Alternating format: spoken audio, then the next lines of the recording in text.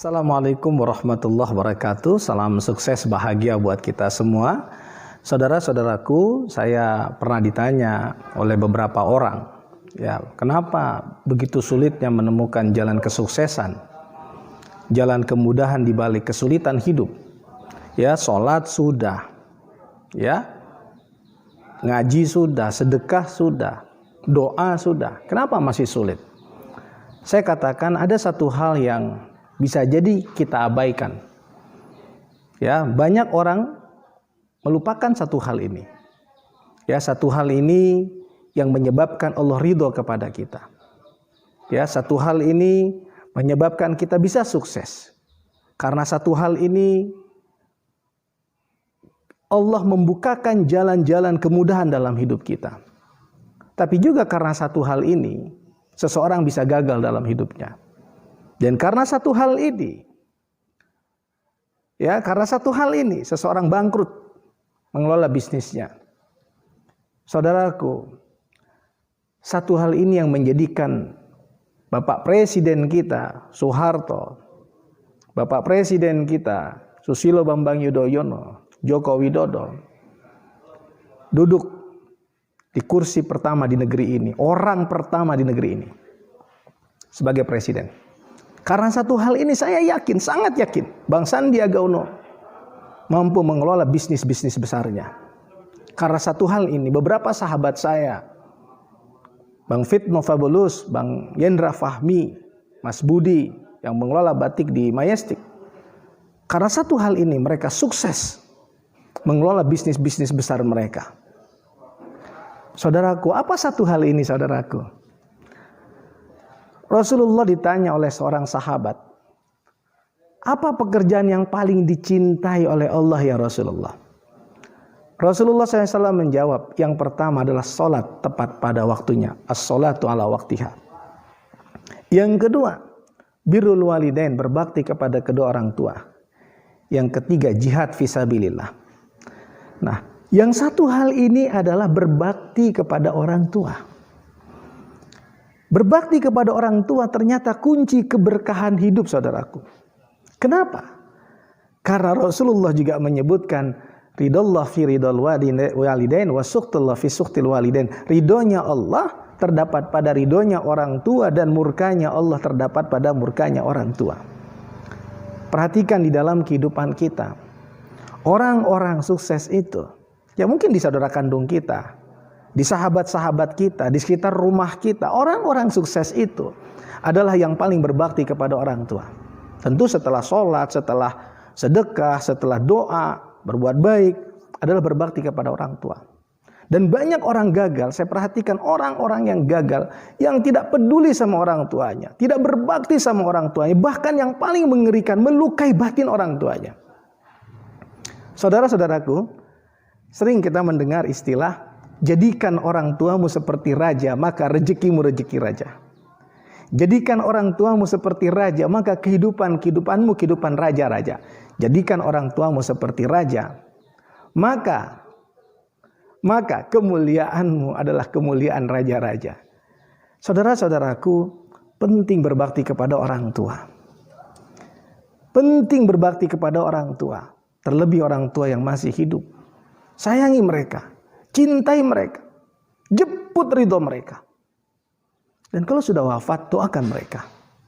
Bersedekahlah untuk mereka. Bangunkan musola untuk mereka. Asuh anak yatim untuk mereka.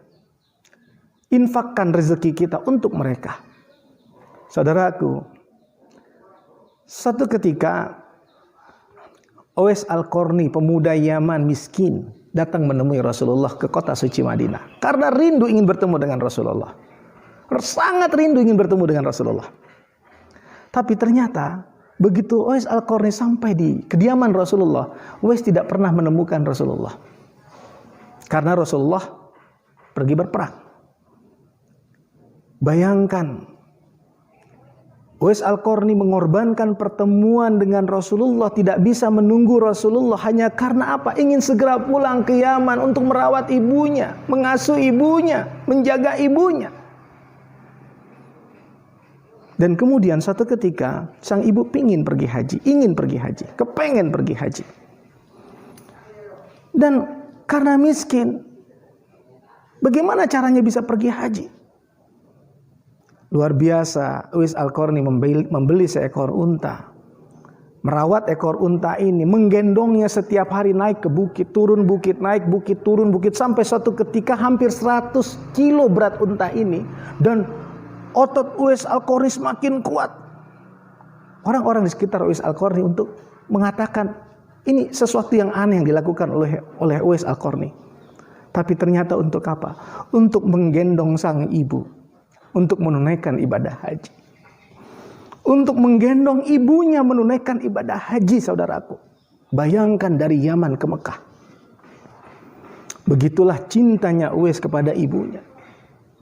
Maka itu menjadikan sebab kenapa Rasulullah SAW meminta kepada Umar bin Khattab dan Ali bin Abi Thalib, kalau bertemu dengan Uwais Al-Qarni, mohon doa kepada Uwais Al-Qarni agar Allah mengampuni dosa kita, dosa kalian. Mohon doa dari Uwais Al-Qarni. Kenapa? Karena Uwais Al-Qarni disebut oleh Rasulullah sebagai penghuni langit, saudaraku. Saudara-saudaraku, hal yang sering kita lupakan, berbakti sama orang tua. Orang tua adalah manusia yang paling berjasa dalam hidup kita. Hadirnya kita di dunia ini karena orang tua kita. Orang tua adalah orang yang paling sering kita lupakan di tengah kesuksesan kita. Orang tua kalau sudah menangis, luka hatinya, luka batinnya, jangan harap adanya rahmat dan ridha Allah. Kenapa? Karena ridha Allah bersama ridha mereka. Kasih sayang Allah kepada kita bersama kasih sayang mereka kepada kita. Saudaraku, berbaktilah kepada orang tua kita.